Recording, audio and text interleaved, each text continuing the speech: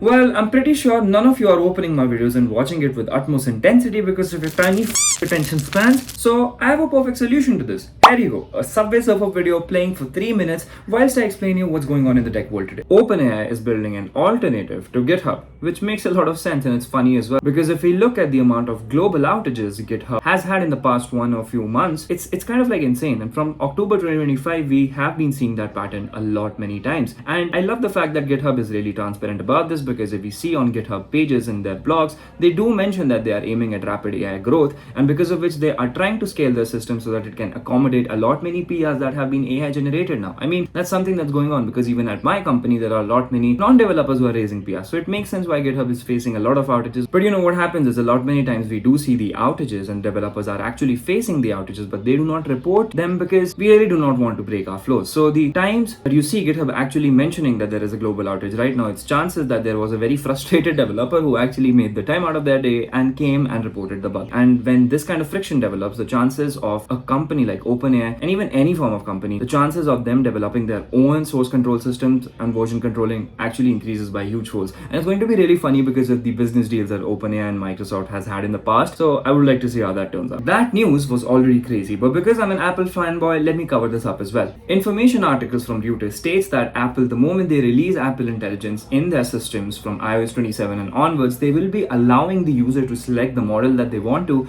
for having the intelligence in their phones. That means you can actually select the model or select the source engine that you want. If you want it to be GPT or Claude or Gemini, you can choose that and you can let Apple Intelligence work with that, because again, we know that they did not build the intelligence system by themselves and they're trying to take the best out of the third-party systems. And by now, the only deal that we actually knew was about the Gemini and the Apple deal, but it would be really cool to see if we could be, switching models in between. And I'll tell you something that I've already witnessed. You can do this currently in their Xcode. That is their way of developing applications. And mostly, I suppose, everybody would be preferring Claude. Let's see what happens. Another crazy news, and this is the best one out of there. OpenAI was majorly affected because of the recent TanStack malware attack. And it's pretty scary to see because in recent times, the amount of certain type of attacks into the systems have, escalated by huge folds. And who do we blame this for?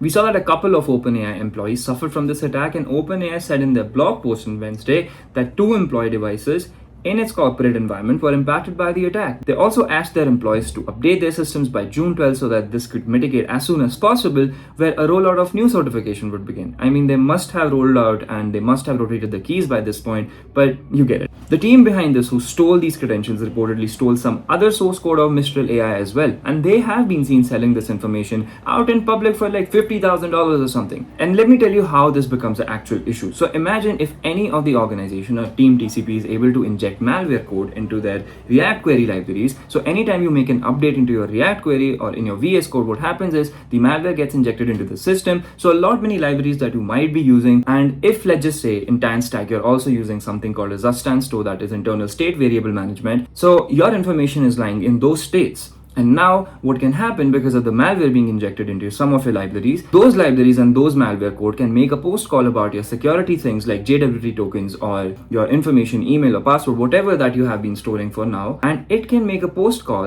and thereby it can actually send all of the information to an actual hacker, and they can, log into your systems. Worst case scenario, in MNCs, what happens is a lot many companies issue certain thing called certificates that are to be placed onto a person's computer. They can internally connect to the internal server of their MNC and finally can have an access to their resources, and there is a two-way handshake here, so the certification gets verified and it has to prove its authenticity. Another thing is, if this certificate gets in hand of a hacker and by chance if the information of this was present in the system and any of the React query malware could actually access the system settings, they could be making a post call sending all of these informations over the network to the hacker, and so that they could enter and log into the systems as if they are being verified. And that will be my time, folks. I've mentioned all of the links of the articles that I used to create this video down in the description below, so check them out, read them by yourselves. I usually post a Medium article about this entire video so that you can have that on go, and yeah, I hope you like this one. I'll see you in the next week.